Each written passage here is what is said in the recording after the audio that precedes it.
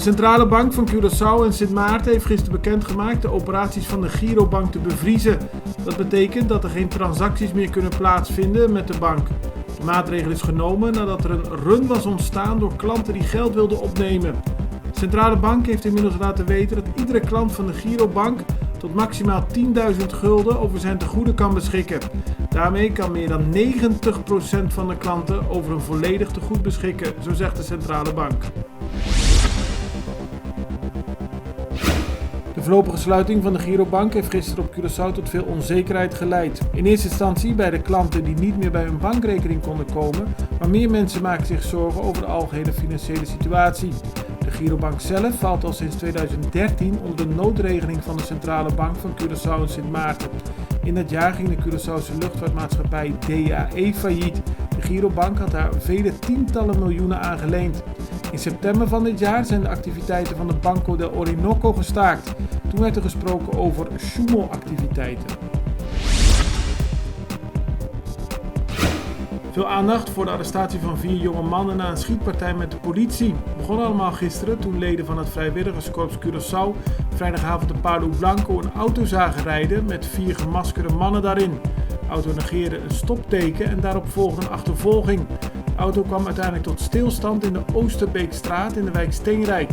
Er is op de politie geschoten en de politie heeft ook teruggeschoten.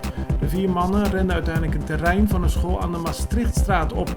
Alle 4 personen zijn daar gearresteerd, 2 hebben schotwonden.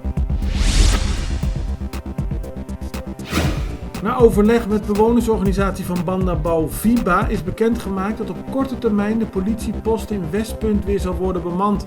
Veel bewoners van Bandabau klaagden al langer tijd over het feit dat de post niet meer operationeel was. Nu is bekendgemaakt dat leden van Politour de post zullen bemannen. Aanstaande vrijdag zal een boot aanmeren uit La Guajira uit Colombia. Dat is het gevolg van een eerder gemaakte afspraak tussen Curaçao en de Colombiaanse regio. Er zullen streekproducten worden verkocht en Curaçao kan op haar beurt ook producten in Colombia gaan verkopen. Het is een heel mooi gezicht, de hoogste kerstboom van het Koninkrijk der Nederlanden. Die is geplaatst op de top van de Christoffelberg, 372 meter hoog. En dat is gedaan door natuurorganisatie Kamari met hulp van Drone Inspire Curaçao en DINAF Group. Op 16 december zullen de lichtjes gaan branden en de boom blijft tot 6 januari staan. Het is eindelijk bekend, de Curaçaose honkballer Didi Gregorius zet zijn carrière in de Amerikaanse Major League Baseball voort bij Philadelphia Phillies. De afgelopen tijd werd er druk gespeculeerd over bij welke club Gregorius verder zou gaan spelen. Hij heeft nu een contract voor een jaar getekend en zou $14 miljoen kunnen verdienen. Gregorius speelde de afgelopen 5 jaar bij de New York Yankees.